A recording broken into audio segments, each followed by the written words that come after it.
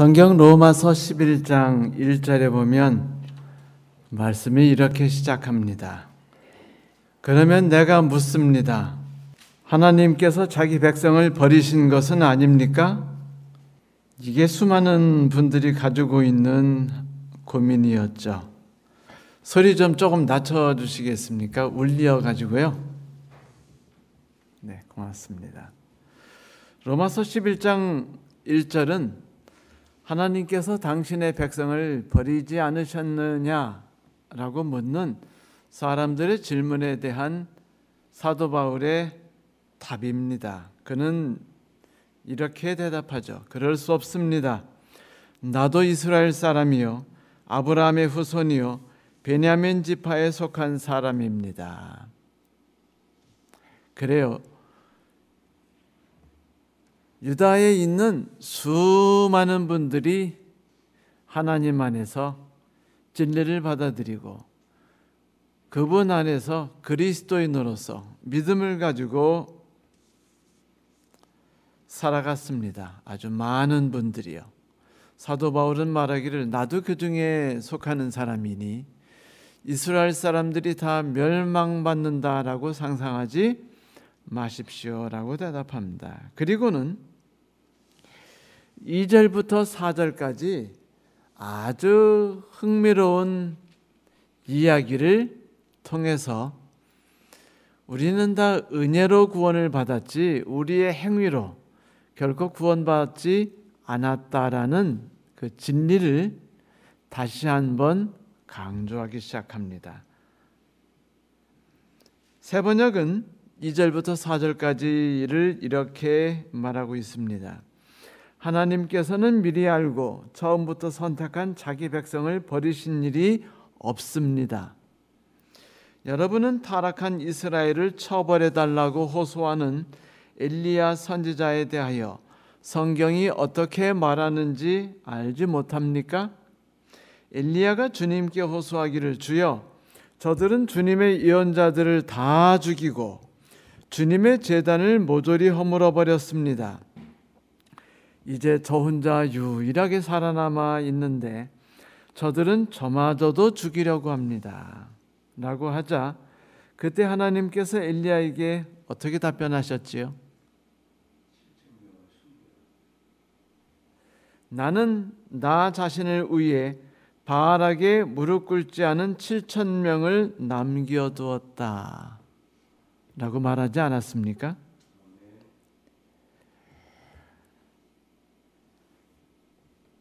엘리야, 그는 구약시대와 신약시대를 통틀어서 하나님의 위대한 선지자 두 분 중에 한 분으로 손꼽히는 분입니다. 한 분은 모세요. 또 한 분은 엘리야죠. 우리가 잘 아는 것처럼 엘리야 선지자는 살아서 하늘로 승천하신 아주 특별한 분이죠. 모세도 엘리야처럼 살아서 하늘에 승천하지 못했습니다. 그분은 죽어서 하늘에 올라갔죠. 그런데 이 이야기는 열왕기상 19장에 나오는 이야기를 요약해서 사도 바울이 말해준 부분입니다. 엘리야의 수고와 노력과 상관없이 하나님께서 7,000명이나 되는 이들을 구원의 반열에 세워주셨으며 하나님의 거룩한 왕국의 백성으로 불러주셨다라는 이야기는 엘리야에게 상당히 충격적인 이야기였습니다. 그 부분을 우리가 자세히 이해하기 위해서 오늘은 열왕기상 19장에 있는 내용을 우리가 한번 함께 좀 살펴보기를 소망합니다. 엘리야는요, 바알과 이세벨의 악정하에서 자기만 혼자 죽어라고 싸우고 이해받지 못하고 인정받지 못하며 동료도 없이 혼자 싸우고 있다고 생각했습니다. 그가 그의 지나간 과거를 되돌이켜 생각해 보면 다 고통처럼 느껴졌어요. 그가 아하방 앞에서 3년 반 동안 기근이 온다고 선포했을 때부터 도망을 가서 그리시네가에서 그가 혼자 고독을 씹으면서 언제 올지 모르는 빵 비둘기를 까마귀를 의존해서 식사를 하고 그곳에서 점점 말라가는 물을 마시면서 그는 살았죠. 많이 외로웠을 겁니다. 많이 힘들었고요. 그는 자기와 함께하는 이가 아무도 없다고 생각했습니다. 그가 그곳에서 하나님께서 자기를 돌보시고 지키신다는 것을 어느 정도 인식했을 때 하나님께서는 엘리야에게 명령하셔서 어디로 이동시키시죠? 사르밧으로 이동시키십니다. 바로 이세벨의 고향이요. 그리고 이스라엘을 덮어버린 악한 정교의 본산지 사르밧으로 그가 가게 되죠. 사르밧 바로 우에는 두루와 시돈이 바로 이세벨이 살던 친정 고향이었습니다. 그가 사르밧에서 편하게 지냈나요? 그러지 않았습니다.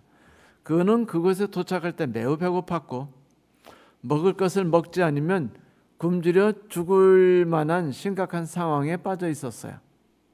누군가 자기에게 은혜를 베푸지 않는다면 그는 죽을 수밖에 없는 상황에 처해 있었죠. 그는 그 시간들이 참 고통스러웠었습니다. 거기서 또 한참 지냈죠. 3년 가까이 지내고 드디어 3년 반의 모든 기간이 맞춰진 뒤에 그는 바알과 맞서기 위해서 아합 왕을 만나러 나갑니다. 얼마나 무서웠겠어요? 분위기가 얼마나 살벌했겠습니까? 여러분 상상해 보세요. 다들 칼 하나씩 들고 나를 쳐다보면서 막 죽이겠다고 달려드는 흉내를 내고 너 오늘 밤을 제대로 넘길 수 있을 것 같아 라는 그런 협박도 하면서 우리가 뭐 너 하나 잡지 못할 것 같아 라는 이야기를 들으면서 그가 그들을 만났다고 상상해 보세요. 400명이 넘는 바알의 제사장들과 맞섰을 때 그가 대담한 용기가 아니었으면 맞서지 못했을 거예요. 그 분위기가 얼마나 험악했겠어요.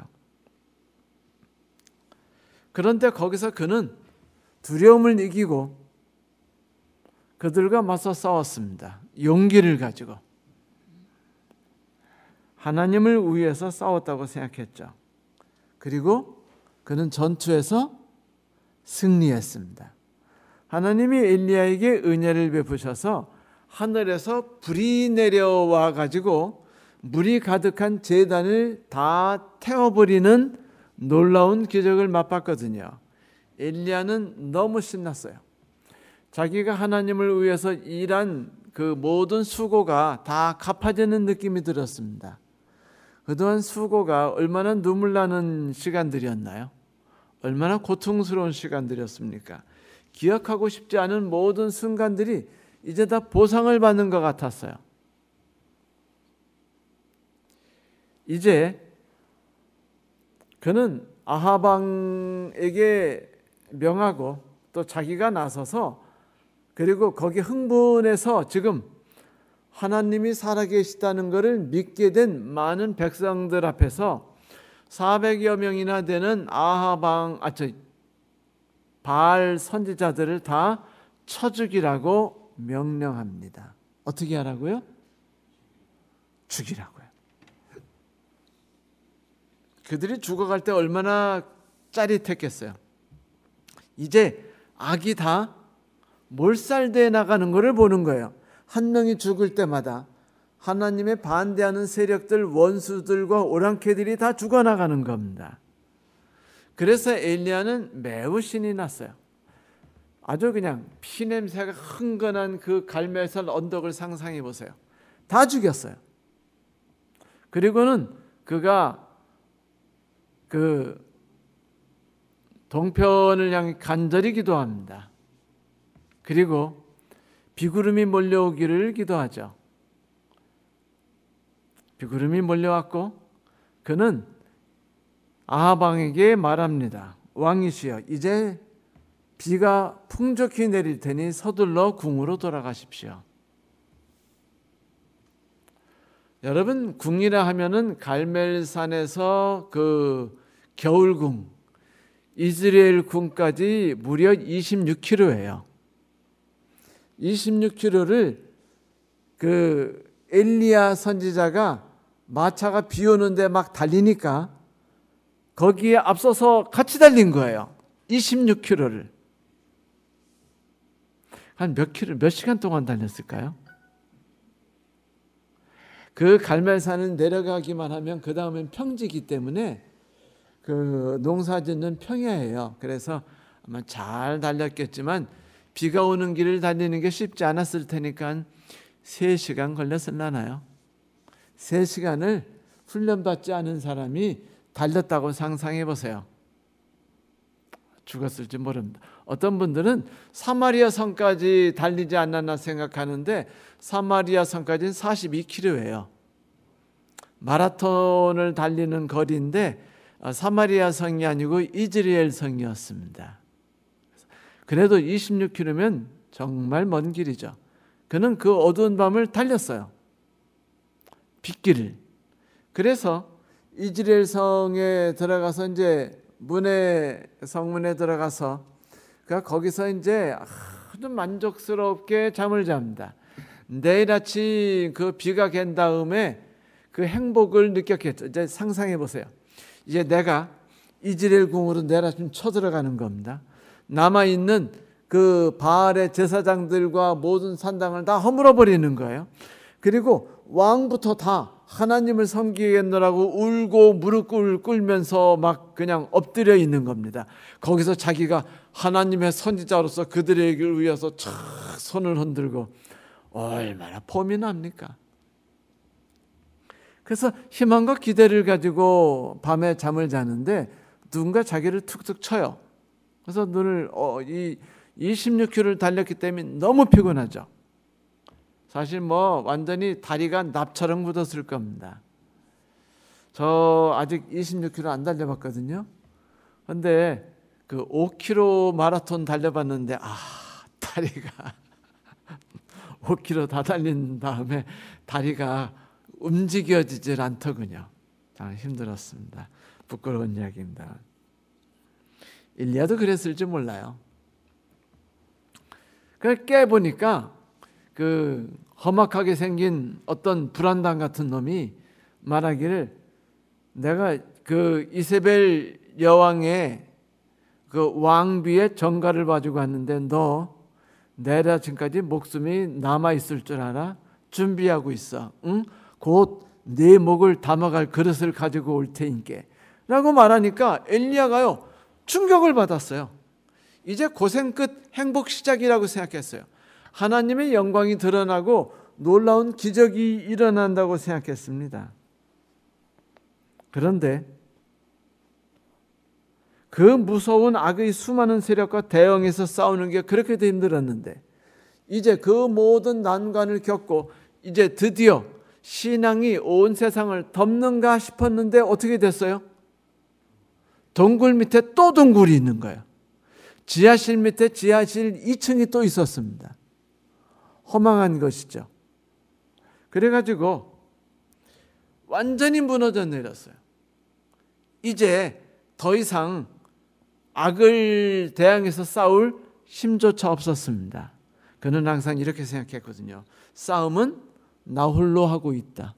아무도 내 편이 없고 내가 고생을 해서 이 교회에서 하나님을 위해서 일하는데 함께 일하는 이가 없으며 마음으로도 함께 하지 않고 헌신도 아무려 같이 하려 하지 않고 이런 생각들을 하는 우리들처럼 엘리야가 그 생각 속에 살았어요. 그래도 뭔가 이렇게 불씨를 일으켜가지고 교회를 살려보고 나라의 신앙을 일으켜 보려고 했는데 아무도 내 편이 없고 사단의 세력은 득실득실한 겁니다. 그래서 무너져 버렸어요. 포기했습니다. 그래가지고 자연인이 되기로 결심하는 겁니다. 자연인이 뭐예요? 세상이 너무 힘들면 들어가는 곳 아닙니까? 거기서 사는 분이 자연인 아닌가요? 그래서 그가 그 이스라엘 그 성에서부터 이스라엘 평야에 있는 이스라엘 성으로부터 저 밑에 시내산까지니까 이스라엘을 지나서 광야로 들어가서 한참 내려가는 곳이에요. 한 40일 길을 걸었을 겁니다. 그 길을 내려서 도망하기 시작해요. 근데 여러분 재밌는 게 그가 지금 도망하는 곳이 사람들이 있는 곳이었나요? 어디 위로받을 곳이었습니까? 그렇지 않았어요. 호렙산이었습니다. 여러분 호렙산은요 이름이 있어요. 이름이 뭐냐면 메마른 곳, 건조한 곳이라는 겁니다. 내 인생은 메말라 버렸어. 내 인생은 건조해. 아라비아 반도 남쪽에 있는 호렙산이니까 얼마나 멀어요? 수백 킬로가 넘는 곳을 그가 지금 걸어간 겁니다. 그런데 가다가 그 사환에게 그래요. 따라오지 마라. 더 이상은. 그리고는 이스라엘 경계선에서 사환은 내려두고 자기 혼자 갑니다. 그 내려가는 속에 그 마음속에 들끓었던 생각이 뭔지 아세요? 울분, 분노, 절망, 좌절, 비관 이런 것이었어요. 이런 생각이 가득하면 몸에 힘이 생기나요? 다 잃어버리죠. 그러니까 지쳐서 쓰러지면 누가 깨우는 거예요. 깨워서 일어나면 천사가 와가지고 엘리야야 그래도 떡은 먹고 이렇게 반찬도 먹고 좀 힘 좀 내서 가야지 않겠니? 먹고 자라. 그 먹고 자고 또 일어나서 걷다가 쓰러지면 천사가 와서 깨우고 또 밥 먹고 가라 그러고 이렇게 매일매일 하루하루 걷는 게 무려 40일을 걸어서 드디어 그가 호렙산에 도착했습니다. 호렙산에 대한 정보는 정확하지 않아요. 그런데 지금 시내산과 호렙산이 근처에서 서로 마주보고 있다고 말하는데 그 시내산은 그 생명이 흐르는 숲을이라는 뜻을 가지고 있고 호렙산은 메마르고 건조한 땅이라는 그런 뜻을 가지고 있어요. 그런데 성도 여러분, 그 모세가 하나님을 만난 곳 시내산이 호렙산이라면 모세가 하나님을 만난 곳이며 희망이 없는 사람들이 엘리야가 하나님을 만난 곳이 바로 호렙산이었는데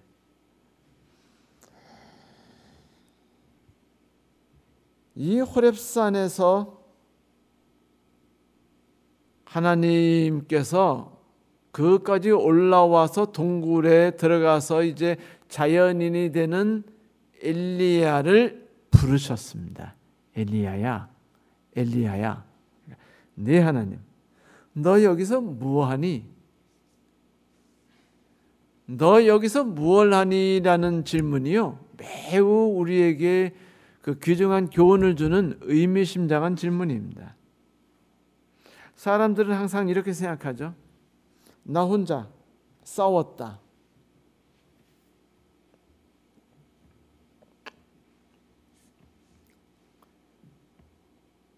그의 삶에 대한 질문이었습니다. 그러자 엘리야가 이렇게 대답해요. 나는 이제까지 주 하나님, 만군의 하나님만 열정적으로 섬겼습니다. 어떻게 섬겼다고요? 예, 내가 섬겼어요. 그러나 이스라엘 자손 쟤네들은 말입니다. 주님과 맺은 언약을 버렸고 주님의 제단을 헐었으며 주님의 예언자들을 칼로 쳐서 죽였습니다. 이젠 나만 홀로 남았는데 그들은 내 목숨마저 없애려고 찾고 있습니다. 찾고 있대요. 자기 목숨을. 그리고 한 명도 남은 사람이 없답니다. 자기 혼자밖에 없대요. 이 부분을 사도 바울은 뭐라고 말했냐면 엘리야가 하나님께 호소하기를 이스라엘을 심판해 주십시오.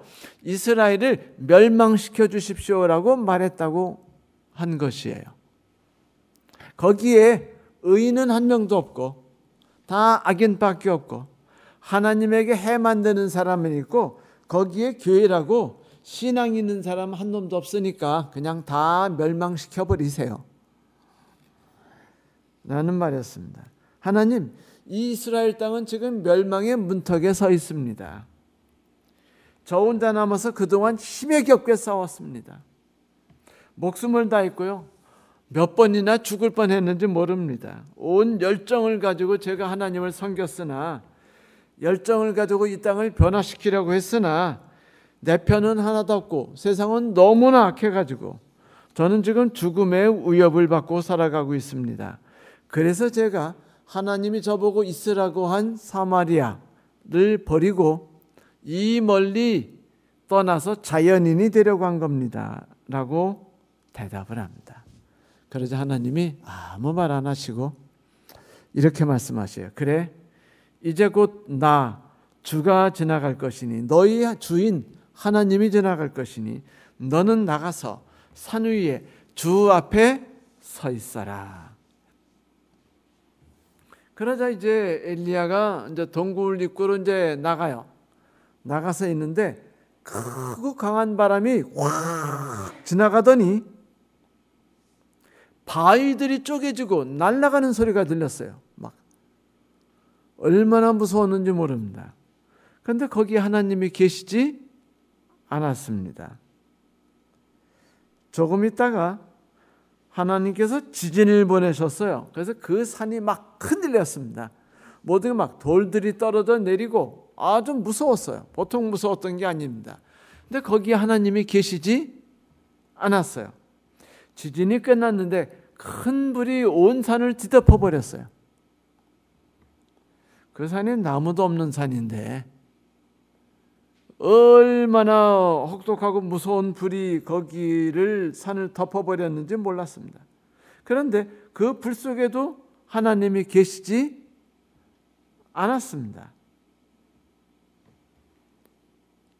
그 뒤에 아주 세미한 음성이 들렸는데 3번이나 나가봐도 하나님이 계시지 않았었는데 이번에는 어떤가 하고 나가보니 하나님이 계셨던 거예요.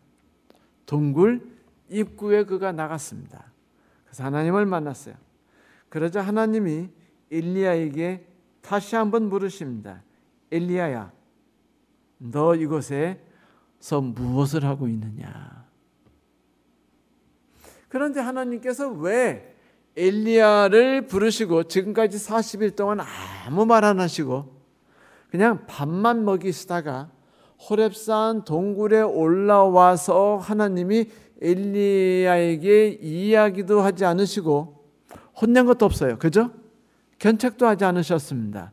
3가지 놀라운 자연계의 이적만 보이셨을까요? 첫 번째가 어떤 것이었죠? 강한 바람, 바위를 깨는 강한 바람이었습니다. 두 번째는 지진이었어요. 온 산이 흔들렸습니다. 돌들이 날아가고. 3번째는 큰 불이었어요. 모든 걸 태워서 없앨 만한 것들이었습니다. 그런데 그곳에 하나님이 계셨나요? 계시지 않았나요? 여러분, 그렇다면 이 강한 바람과 큰 불과 지진은 무엇을 상징했을까요?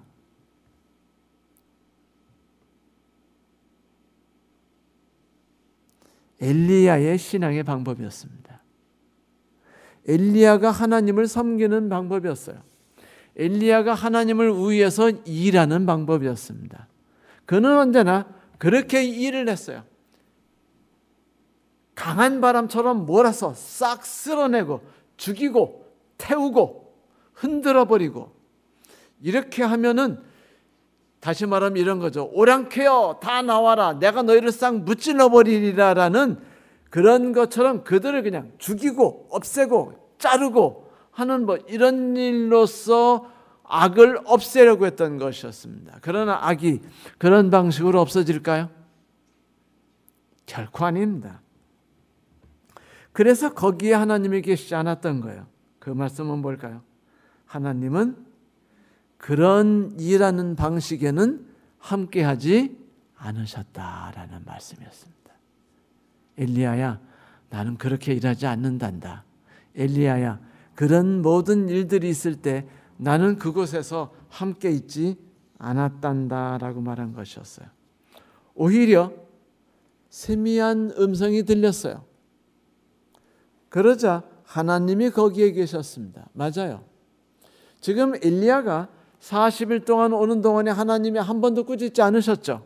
옳은 것과 그른 것을 가르쳐 주지 않으셨어요. 왜냐하면 여러분, 잘못된 지식을 알고서 살아가는 자녀를 움직일 수 있는 건요, 네가 틀렸다, 이것이 옳다라고 가르쳐 주는 것이 아니에요. 오히려 따뜻한 사랑입니다. 한 딸이 어머니와 아빠 밑에서 살아가는 게 너무 지겹고 재미가 없고 삶에 낙이 없었어요. 그래서 리오데자네이루로 도망을 갔습니다. 무려 16살 나이에. 근데 도망을 간 걸 안 엄마가 큰 충격을 받았어요. 왜냐하면 이 16살짜리가 돈 없이 뛰쳐나가 대도시를 가면 그가 살아남을 수 있는 길은 뭐밖에 없죠? 굶어 죽거나 마약하고 창녀가 되는 길밖에 없습니다. 인생이 완전히 망치는 거예요. 그래서 엄마가 급히 딸을 쫓아갔어요.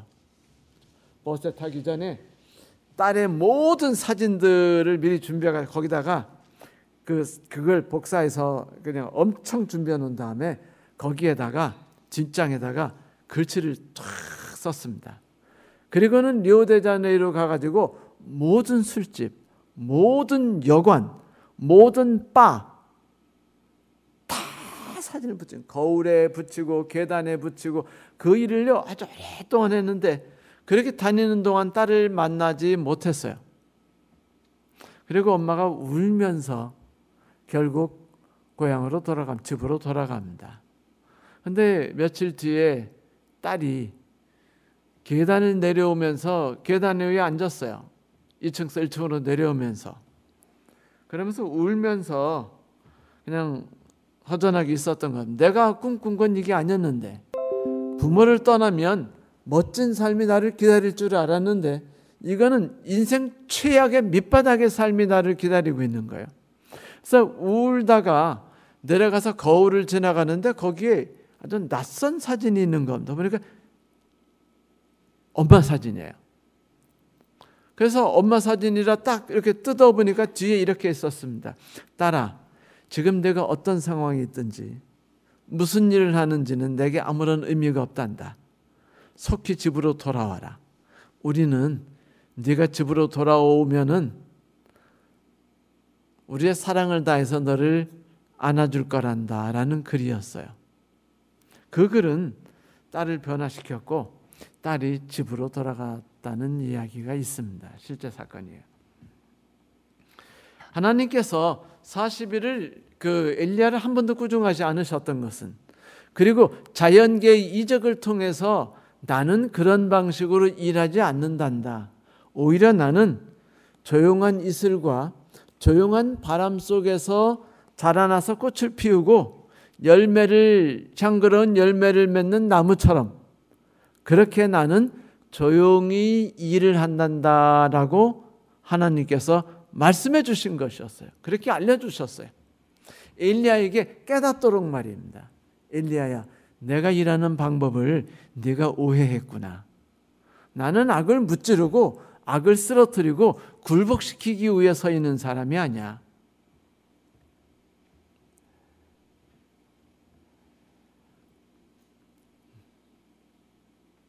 그러자 또 그리고서 이제 물어보셨어요. 너는 왜 이곳에 왔느냐? 그러니까 아까 했던 말을 그대로 또 하는 거예요. 엘리야가. 하나님, 저는 하나님에 대한 열심히 특심했고요. 하나님을 위해서 일했는데 모두 다 죽었고 나 혼자만 열심히 일했습니다. 이 땅은 심판받아 마땅하니까 멸망시켜버려 주세요. 그러자 하나님이 또 아무 말씀 안 하셔요. 네가 잘못했다라든지 이런 얘기 안 하십니다. 사실 다 엘리야는 자기가 고생했다고 생각하는 과거였지만 지나가 보면은 그 모든 순간이 하나님의 은혜 아니었어요? 그가 그리시네가에 갔을 때 누군가의 동정심에 의해서 그가 거기서 여러 개월을 살았어요. 그가 사르밧으로 갔을 때 굶어 죽지 않고 누군가의 동정심과 불쌍히 여기는 한 과부 여인에 의해서 그가 보살핌을 받았고 사랑 속에서 행복하게 지냈습니다. 하나님의 능력과 하나님의 사랑을 풍족히 깨달았어요. 기적을 맛봤죠. 하나님이 계시다는 걸 경험했어요. 그리고 그가 아방을 만나러 갔죠. 거기서 그거는 하나님이 하늘에서 불을 내리시는 걸 보았습니다. 그러나 아합 선지자 400명을 죽이는 것은 하나님이 죽이라고 명령하신 건 아니에요. 엘리야가 쳐 죽인 거죠. 그건 별개의 이야기입니다.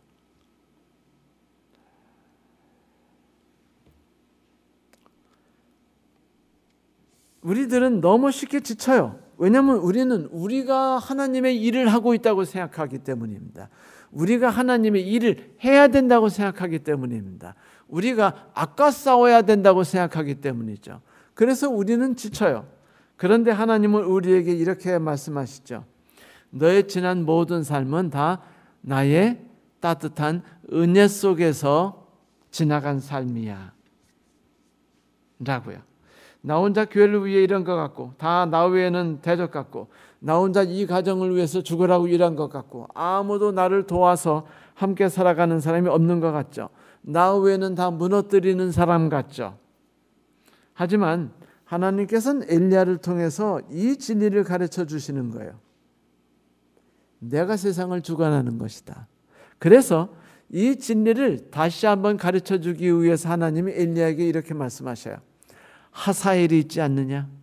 아람의 하사엘에게 기름을 부어주고 이스라엘의 예후에게 기름을 부어주고 그리고 엘리사를 찾아가서 그에게 기름을 부어주라. 하사엘이 죽이지 못한 자는 예후가 죽이고 예후가 죽이지 못한 자는 엘리사가 죽이리라. 아주 그냥 죽이리라는 말을 멋지게 썼죠. 그런데 여러분 지금 하나님께서는 엘리야에게 이렇게 말씀하신 겁니다. 너는 너 혼자 하나님의 나라를 위해서 목숨 걸고 싸우고 일했지. 투쟁했지. 전투했지. 너무 힘들었지. 너무 지쳤지. 그러나 세상은 그렇지 않아. 내가 섭리로서 움직이는 세상을 한번 볼래? 저 멀리 아람 나라의 하사엘이 이 이스라엘의 하나님의 은혜를 내리기 위해서 일할 거야. 심판도 함께. 그리고 예후도 일하고 엘리사도 함께 일할 거야 라고 말했어요. 여러분 엘리사가 엘리야처럼 그렇게 흉폭하게 일했습니까? 아니요. 엘리사는요 참 따뜻하고 은혜로운 일을 아주 많이 한 선지자였습니다. 그것이 하나님의 일하는 방법이었죠. 그리고서 드디어 오늘 나오는 본문의 이야기를 하시는 거예요. 내가 7,000명을 남겨놓지 않았느냐? 라는 이야기죠. 하나님께서 말씀하셨어요. 너 혼자가 아니야. 7,000명이나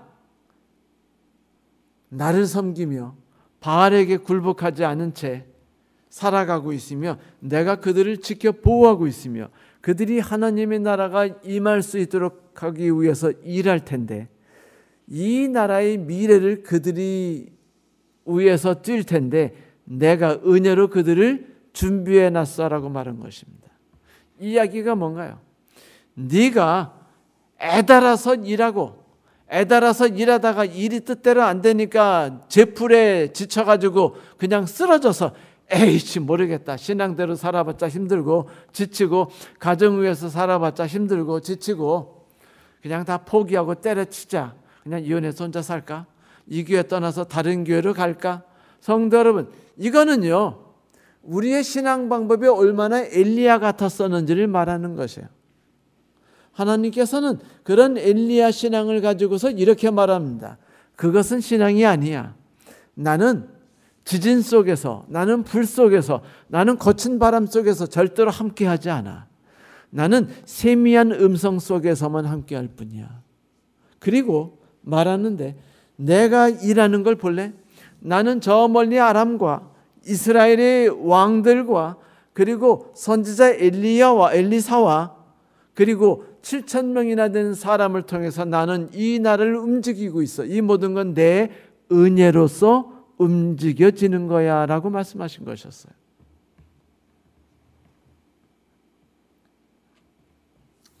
하나님의 나라가 임하게 하는 것은 하나님이 하신 일이에요.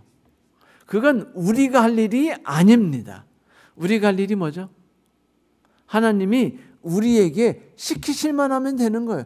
엘리야는 하나님이 그리시네가로 가면 그리시네 가서 그냥 그 주는 밥 먹으면 되고, 하나님이 사르밧으로 가라 하시면 사르밧에서 과부와 함께 삶 지내면 되고, 하나님께서 아방을 만나려면 아방을 만나기만 하면 되는 거예요. 그가 스트레스 받을 게 없습니다. 왜? 나는 뭐만 한 거니까? 시킨 일만 했으니까. 그런데 시킨 일만 나 혼자 하고 나 혼자 이 나라를 위해 죽으라고 일하고 나 아니면 이 나라가 무너질 줄 알았더니 알고 보니까 어떤 거예요? 하사엘도 있는 겁니다. 예후도 있는 거예요. 그리고 엘리사도 있는 겁니다. 7,000명이나 되는 의인이 있는 겁니다. 그래요. 이것이 바로 하나님의 주도하심입니다. 나는 내가 살아가고 있는 가정과 교회와 직장과 사회에서 살아가고 있지만 여기서 나의 위치는요, 하나님이 주신 명령에 따라 살아가는 삶일 뿐입니다. 여기서 고통스럽게 살아가지 마세요. 남편 때문에 힘들고 아들 때문에 힘들고 딸 때문에 힘들고 부모 때문에 힘들고, 그게 아니에요. 그건 하나님이 주신 환경이고 거기서 나는 하나님의 은혜를 발견하기 위해 살아야죠. 여러분, 시편 16편 5절과 6절에서 어떤 말을 하죠? 다윗이 말했습니다.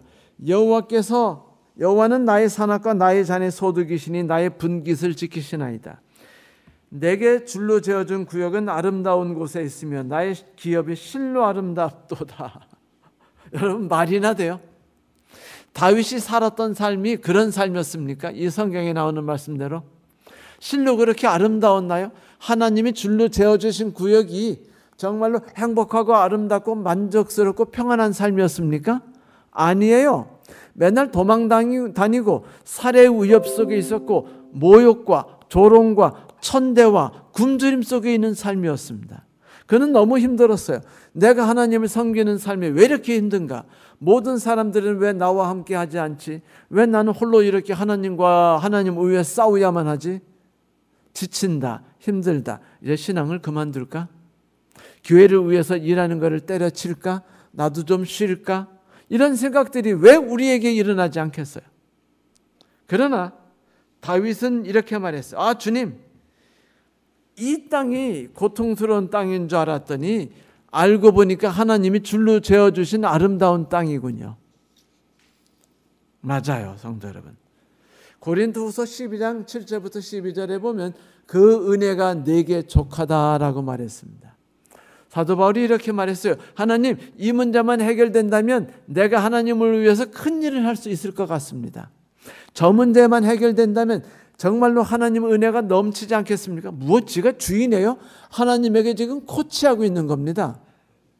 하나님이 지금 바울의 눈을 나쁘게 만들어 주셨어요. 아프게 만들어 주셨습니다. 그러니까 바울이 뭐래요? 하나님, 이것 때문에 하나님의 일이 제대로 되지 않고 있어요. 제가 성경을 제대로 못 보고 있습니다. 그래서 설교할 때 매우 힘들어요. 제가요, 이번에 코로나 3번째 백신 맞은 다음에 증상이 뭔지 아십니까? 3개월 동안 시력이 떨어지는 것이에요. 그래서 책을 보거나 컴퓨터를 볼 때 그 주사 맞기 전과 후를 보면은요, 주사 맞기 전에 그렇게 잘 보이던 책과 컴퓨터가 주사 맞은 데는 잘 안 보여요. 너무 힘들어요. 그래서 저도 이런 기도를 했습니다. 하나님, 바울처럼 저도 기도합니다만 눈 좀 좋게 해주세요. 그런데 고린도후서에 뭐라고 말합니까? 내 은혜가 내게 풍족하다. 내 은혜가 내게 풍족하다. 내게 있는 환경은 내가 너를 위해서 만들어준 환경이야. 네가 지금 눈에 안젤이 있어? 네 남편이 너를 속삭여? 네 교회 성도들이 이렇게 함께 헌신적이고 희생적으로 일하지 않는 것 같아? 그것은 내가 너를 위해서 줄로 재어준 구역일 뿐이야. 여기에서 내가 내게 베풀어준 은혜를 생각해야 돼. 은혜의 은혜. 그래요. 우리는 은혜 위에 서 있습니다. 다윗은 그걸 알았기 때문에 항상 감사했어요. 항상 찬송했습니다. 감사와 찬송이 그의 삶을 지배했어요.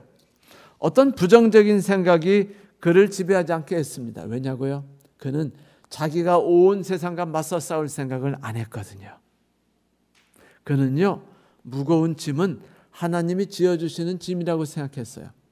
하나님이 지어주신 줄로 지어진 구역이라고 생각했습니다. 그래서 그는 사마리아를 떠나서 호렙산으로 도망하지 않았어요. 도피하지 않았습니다. 자연인이 되지 않았어요. 하나님이 주신 구역 안에서 살았죠. 그가 한번 도망간 적이 있었죠. 블레셋으로. 그리고 그의 삶에 얼마나 시련 속에 빠졌던 건지 우리는 알지 않습니까? 성도 여러분, 우리에게도 그런 힘든 삶이 찾아오지 않나요? 우리도 지쳐요. 우리도 피곤합니다. 그때마다 하나님께서 엘리야에게 40일 동안 아무 말하지 않고 네가 잘못 생각했니? 시댁 사람들은 그렇게 생각하지 않았는데 네가 지금 오해한 거라느니 뭐 이런 얘기를 하면서 네가 그런 의심을 버리지 않으면 너 바로 설 수 없느니 이런 생각을 막 하나님이 막 말해준 줄 아십니까? 아니에요. 그냥 밥만 먹이셨어요. 그런데 거기서부터 엘리야가 치유받기 시작한 것이었습니다. 그러니 여러분, 만약 내가 세상을 그리스도인으로서 살아가기가 너무 힘들고 너무 지쳐서 이제 신앙도 다 때려치고 싶다라는 생각이 들거든요. 오늘 로마서 11장 1절 2절에 있는 말씀을 위에 손가락을 얹고 천천히 읽어보세요. 그 말씀 속에 있는 이야기를 한번 들어보십시오. 열왕기상 19장에 있는 이야기를 들어보시란 말입니다. 이 이야기 뒤에 은혜의 정상 위에 서 있다고 느끼기 시작하는 엘리야에게 비로소 하나님께서는 남은 자손에 대해서 이야기하셔요. 엘리야야, 내가 하사엘과 예후야 엘리사 외에도 7,000명을 남겨두지 않았느냐? 너는 남의 짐까지 지려하지 말고 내가 내게 준 짐만 지거라. 그거는 나와 함께 지는 가볍고 쉬운 짐이란다. 그렇습니다. 여러분, 하나님께서는 수많은 영혼을 사단의 손아귀에서 해여서 구원할 수 있도록 하기 위해 수많은 일들을 준비하고 계셔요. 그분은 그분이 하신 일이고 그분이 그 일들을 해내고 계십니다. 그런데 괜히 내가 해야 된다고 생각하고 우리가 이 일을 해야 된다고 생각해가지고 우리가 일을 하다가 지치거나 쓰러지거나 좌절하거나 분노하거나 그래서 신앙에 상처를 입는 일이 없었으면 좋겠어요. 혹 있거든. 호렙산에서 엘리야를 위로하신 하나님을 우리가 만날 수 있게 되기를 간절히 소망합니다. 하나님께서는 7,000명이나 준비하고 계셔요. 수많은 사람들이 은혜 속에서 살아가고 있습니다. 그래요. 그것은 은혜입니다. 엘리야는 은혜를 생각하지 않고 자기가 한 일만 생각했어요. 자기가 하나님을 위해서 이 땅에서 싸운 일만 생각했어요. 이 나라를 위해서, 이 가정을 위해서, 이 교회를 위해서 내가 이렇게 열심히 일하는데 왜 함께 마주쳐 종을 울려주는 사람이 없는 거야? 라는 생각 속에 살았기 때문에 너무 힘들었습니다. 너무 지쳤죠. 너무 분노했죠. 하지만 여러분, 생각을 바꿔보니까 그 모든 것이 은혜였다는 것이에요. 그는 고생이라고 생각했지만 그리 시냇가도 사르밧도 사마리아 성문 근처 그가 누웠던 어느 장소도 다 하나님이 허락하신 은혜였습니다. 성도 여러분, 그래요. 우리는 항상 나 혼자 하나님을 위해 서 있다고 생각하지만 결코 그렇지 않습니다. 하나님이 악을 대항해서 대장으로 맞서 싸우고 계시며 우리는 그분의 종으로서 그분이 시키는 일들을 할 뿐이에요. 그러니 너무 지체하지 마시고 너무 망가지지 마십시오. 우리가 나선다고 하나님의 일이 잘 되는 것이 아니며 우리가 나서지 않는다고 하나님의 일이 망가지는 것도 아닙니다. 오히려 하나님의 긍휼이 모든 일을 향해서 끝없이 부어지는 걸 잊지 마십시오. 이것이 사도 바울이 말하는 것이에요. 그래서 말하기를 만일 행위로 선택을 받았다면 그것을 어찌 은혜라고 말할 수 있겠습니까? 뭐라고요? 행위로 구원받았다면 어찌 선택을 받았다면 어찌 은혜라고 말할 수 있겠습니까? 여러분, 우리가 우리의 의로움을 생각하다 보면 하나님의 의로우심과 선하심을 간과할 수 있어요. 그러나 우리는 항상 무엇인가를 해서 얻어내려 하지 않고 은혜로 무엇을 구하려는 삶을 사는 것에 익숙해질 필요가 있습니다. 쿠바와 필리핀을 놓고 벌인 스페인과 미국의 전쟁이 있었어요. 결국은 이제 미국이 스페인을 이겨서 쿠바와 스페인을 점령했습니다만 이때 데오도르 루즈벨트가 이 전쟁을 하라고 계속 나라를 부추겼어요. 드디어 전쟁이 시작되자 그냥 자기 모든 직업을 다 때려치고 의용군을 이끌어서 누구처럼 의상대사, 서산대사처럼 의용군을 이끌어 가지고요 쿠바에 가서 스페인군과 싸운 겁니다. 그런데 뭐 정규 군인이 아니까 지원을 제대로 받나요? 그래서 그는 열심히 사는데 지원이 제대로 안 오니까 전투하고 다치면은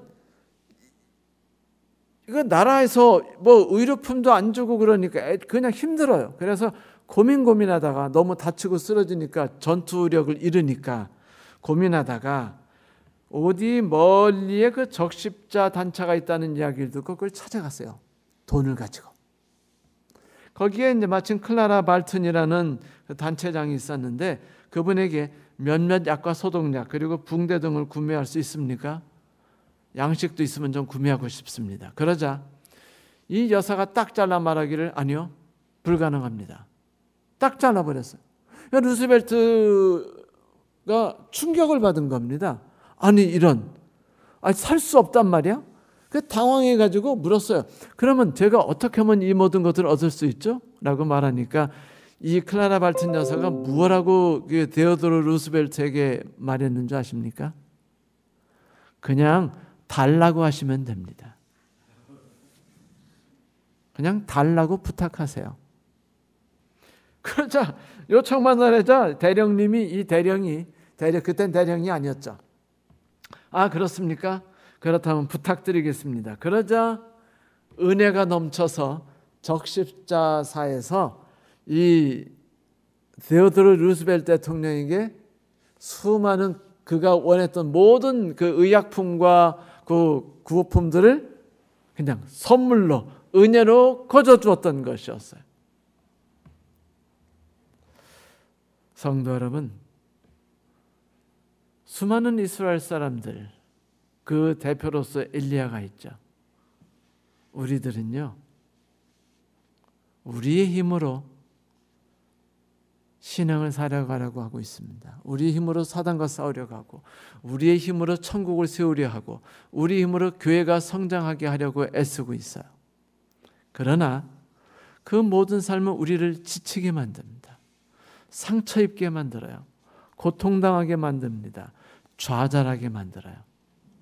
하나님은 그런 우리에게 말씀하십니다. 네가 행동하는 어떤 것에 의해서 이루어지는 게 아니라 이 모든 땅은 내가 움직이는 것이다. 너는 은혜로 살아가는 것이니 행위로서 무언가를 얻으려고 하지 말고 은혜 안에 거하도록 하라. 너는 구원의 반열에 서게 될 것이다. 이 말씀이 우리에게 위로와 은혜와 힘이 되기를 간절히 바라면서 오늘 말씀을 마치겠습니다. 감사합니다.